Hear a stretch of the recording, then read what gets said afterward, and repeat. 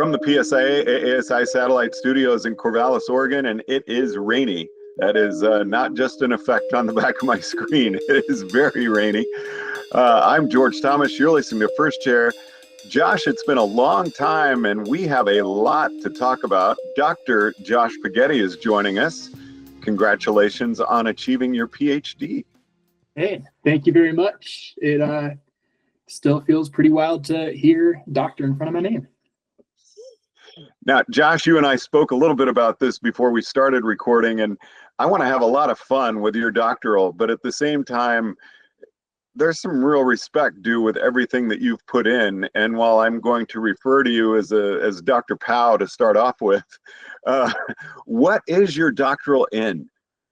Yes, that's a great question. So I earned my doctorate degree in recreation park and tourism management from Penn State University under Pete Allison.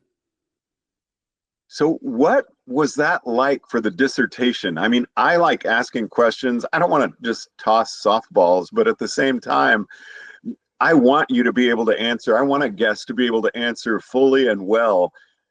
When you're doing your dissertation and you're being grilled, is it nerve-wracking? Is it kind of fun because you're showing people that, yes, I know this stuff? What's that like? Yeah, certainly nerve-wracking. Whether it was equal parts nerves, equal parts excitement, going into it, there's a lot of pressure. It's been a project that has taken me over 2 years, working closely with PSIA-AASI and of course with my committee at Penn State. And this was my time to share my work for the first time, but also put it on a platform, put it on a platter where people could ask questions and go deeper. But then at the same time, I was excited because I got to do this as one of the first.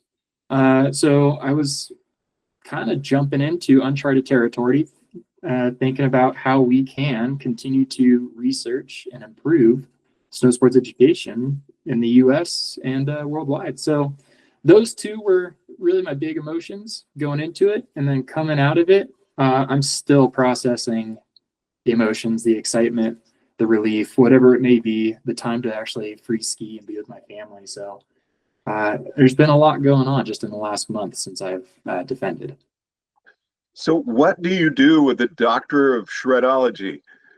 Well, hopefully I get to ski more. The reason that I went through this whole graduate process, the higher education process, was to improve not just my own professional skills, but also to provide others with the opportunity to enhance their ability to teach, not just in snow sports education, but in all aspects of outdoor recreation. Snow sports is the context that I love when it comes to being outdoors. But I am really curious to see how some of my research and, complementing others' research can support other outdoor recreation educators, whether it's backpacking, climbing, kayaking. I grew up on the coast, so if it's surfing, junior lifeguards. What I was able to do with school was, take my energy to learn more about our profession or set of professions, and bring something back to the table, back to the practice of educating in the outdoors. Now, you earlier said you're one of the first. You are right there at the cutting edge of this. That had to really be a lot of pressure for you as well. Certainly was pressure, provided the pressure, but it's also really exciting. I got to work closely with Pete from the beginning since 2019 to figure out one of the many paths that I could take based on my passions, based on the needs of PSIA-AASI, based on the needs of the industry, which is ultimately what led me to research and better understand what inspiration is in snow sports education, which we got to talk about a few months ago. And that I really would like to do another podcast with you and really focus on your dissertation, because I would really like for you to have the opportunity to share some of that knowledge with our membership. right now, I really want to talk about the process and everything it meant for you. I'm sure you would like to have a little bit of a break from the dissertation and studies, but to me, that's really important. And I hope that's something that you would be comfortable doing. Certainly, certainly. The work that I did is for the membership, so I'm excited to share it. So where do you see yourself going from here? This seems like it would almost leave a void in your life because you've spent so much time and focus on this topic and presentation and getting this degree. Where do you go from here? Ooh, coming in with a big question. I told you I didn't like softballs. As I came to the end, or as I prepared for the defense, and as I start thinking about the upcoming months, the upcoming years, again, the reason for going and learning, gaining my PhD was to open new doors, and especially being one of the first to study and become an expert in Snowsports education on the research side, it certainly opens doors for me in PSIA-AASI. So working closely with various regions, working closely with the national task forces that are helping us with alignment, assessment, overall enhancement of the services, experiences, or products, however you see ski and snowboard instruction. I want to dedicate my time and energy, my expertise in that way. So I'm truly open to different possibilities, different opportunities, and I'm going to take my time to really figure out what I do and how I use this most effectively. And are there other areas that you can explore rather than just winter sports? Like you had said earlier, other avenues might be lifeguard, working at the beach. So does this really depend on your venue and where you end up? Yeah, I'd like to think that what's coming out of this research, inspirational instruction, does go beyond the mountains, goes beyond the snow. When I look at the findings of my research and some of the conversations that I had with team members and with other individuals of PSIA-AASI, the skills that come from snow sports instruction and the skills that come from other parts of lives just make us better people and better professionals. So as I think about lifeguarding, ocean lifeguarding being in my, that's how I spent my childhood.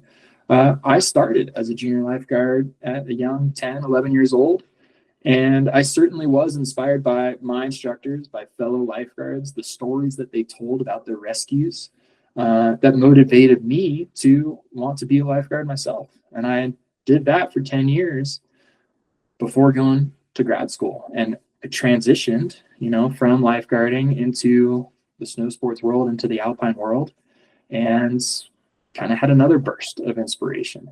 And that motivated me to want to be an instructor, want to spend some time in the mountains, and ultimately sent me to Penn State because I wanted to get an advanced degree in an area that I loved. So I don't want to get into this, as I said earlier, as far as your dissertation, but what was the topic of your dissertation? Yeah, so the topic of my dissertation was looking at inspiration in snow sports education. And the dissertation will be publicly available in May, come graduation. And the title of it is Multiple Perspectives of Inspirational Instruction in Snow Sports Education. And what that means is got to look at how snow sports instructors inspire their students to stay in the sport or continue to learn. That was my focus. And did you work with Pete a lot on coming up with that topic, or did you really come up with that kind of on your own? Oh, with some outside influences. Yeah, I certainly worked closely with Pete. Worked very closely with Dave Schuling as we discussed the idea of commitment, the idea of motivation, the idea of what I ended up landing on, inspiration, dedication. Trying to figure out what we as instructors may need to inspire and enhance kind of the longevity of snow sports participation, outdoor recreation participation. Inspiration is that catalyst. And if we as educators can be just one of those catalysts for lifelong engagement, lifelong learning, then that's what we can do that's what I can do to provide for the organization and just for the industry at large.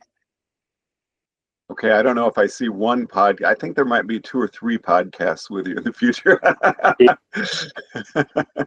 There are many ways that we can take this conversation. Just the elements of inspirational instruction. It's thinking about how inspirational instructors have already developed. And then it's thinking about what we can do to tap into some of those areas of inspiration. And I mentioned it in the article that came live on the Snow Pros website just a couple weeks ago. But one fun thing about inspiration is that we can't force it, but we can do many things to kind of cultivate a space where inspiration can occur. And then another beauty is that we may not know when we inspire. And that's not to say that we're not inspiring, but that inspiration may kind of need time to steep. It may need time for a person to process what they just experienced. And that person will recognize inspiration much later on. And that's okay. Now, back to you personally, and I don't want to go too personal here, but again, did you attend classes at Penn State, or did a lot of what the work you did, was that virtual? No, I spent a couple of years at Penn State on campus, which was fantastic. Got to meet some great individuals, both classmates that were studying various aspects of recreation, parks, and tourism. I also got to work at the local ski hill in Pennsylvania, Tussey Mountain, and that is very different to my everyday teaching at Mammoth Mountain and with Disabled Sports Eastern Sierra. And while out there, I got to take classes in RPTM, classes with human development, family sciences. I also got a graduate minor in adult education because that is what I see when it comes to instructors. Many instructors may be professionals that have retired, that are looking for a second career, but at the same time, they're also young adults that are coming into the sport and every age in between. So getting a graduate minor in adult education, my idea was that education and that skill set will help me help the organization train adults of all ages to be proficient instructors. Now, are you on regional staff? I'm not, no. So through this whole process, I earned my level 3 Alpine and have continued to train as an adaptive instructor and snowboard instructor as well.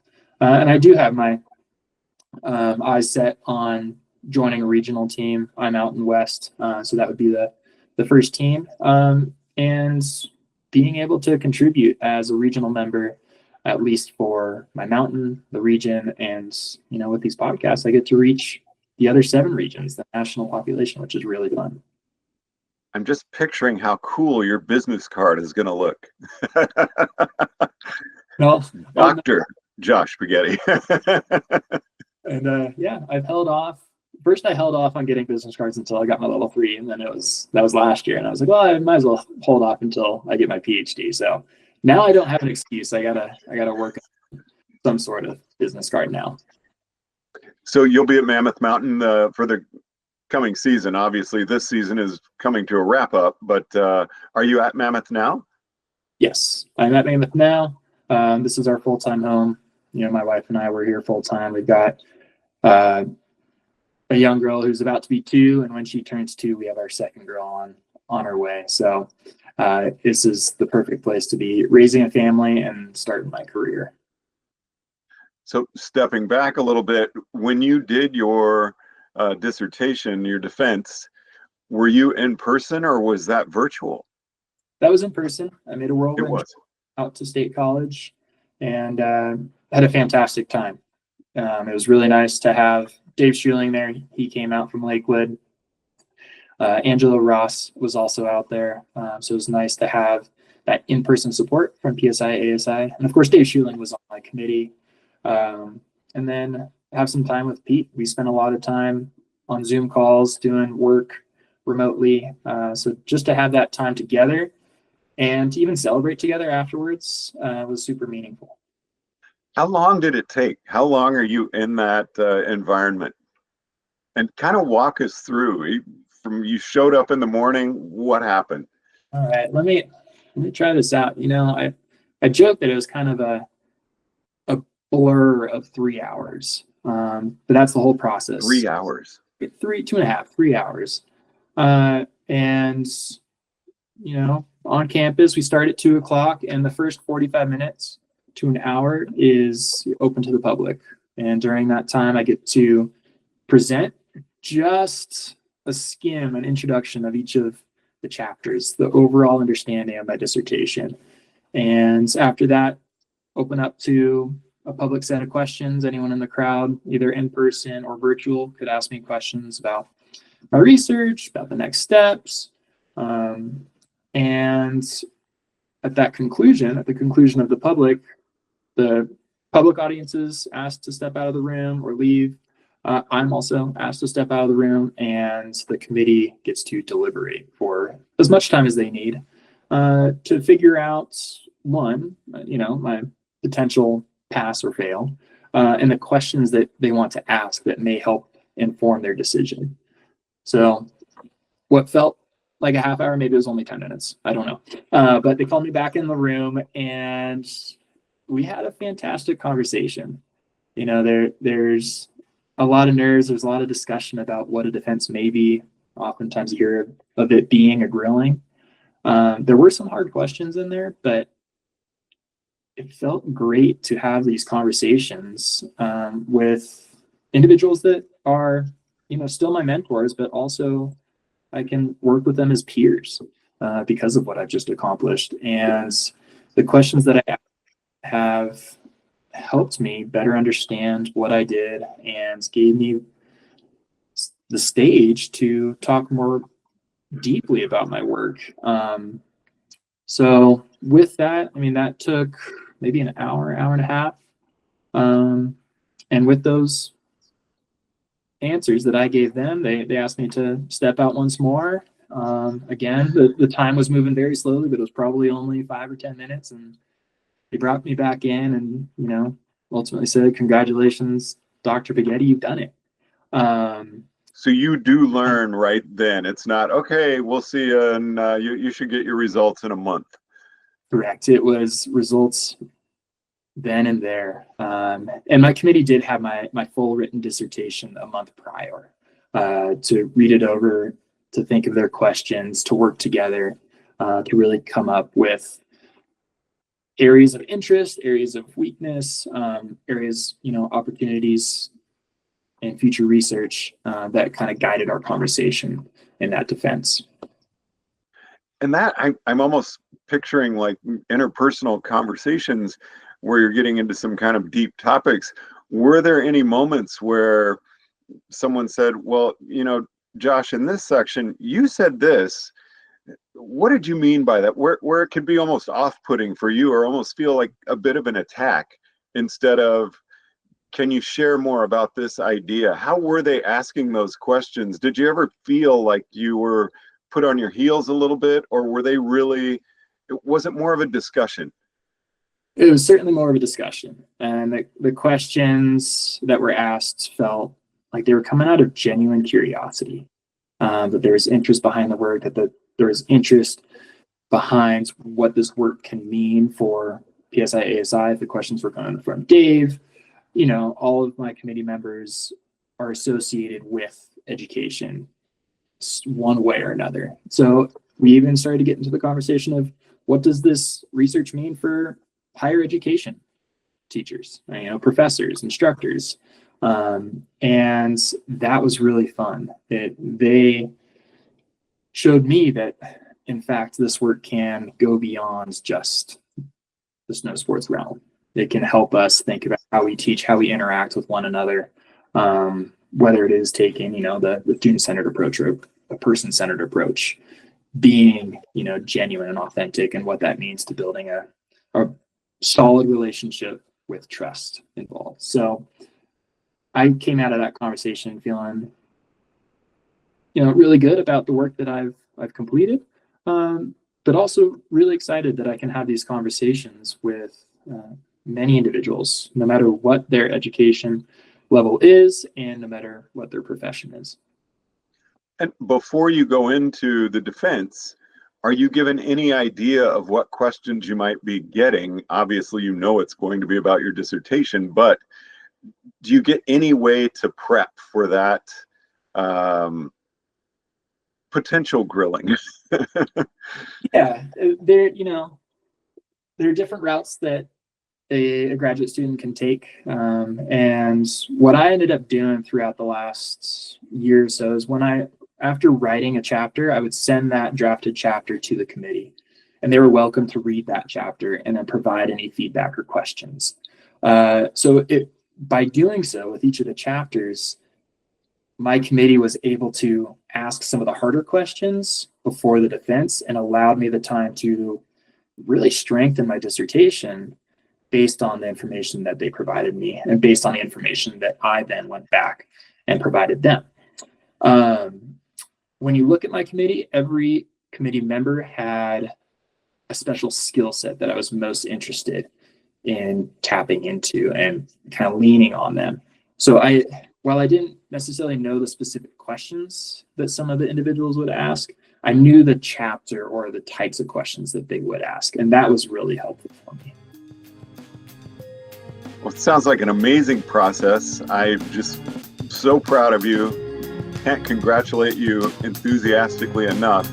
But Josh Pighetti, PhD, thank you so much for taking the time to chat with us. I look forward to having another discussion with you in the very near future. I can't wait, George. Thanks for having me on. From the PSIA-AASI Satellite Studios in Corvallis, Oregon, I'm George Thomas.